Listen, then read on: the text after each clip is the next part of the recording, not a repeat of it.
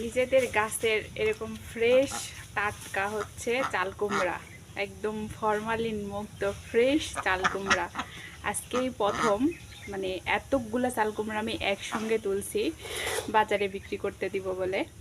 এর আগে আমরা অনেকবার চাল কুমড়া তুলছি, অনেক চাল কুমড়া হয়েছে, কিন্তু এইরকম ফ্রেশ মানে দাগহীন, মানে কোনো কিছুতে পোকাতে বা কোনো কিছুতে টুকছে না, এরকম ফ্রেশ এক গাবলা চাল কুমড়া এই ফার্স্ট টাইম উঠাইছি।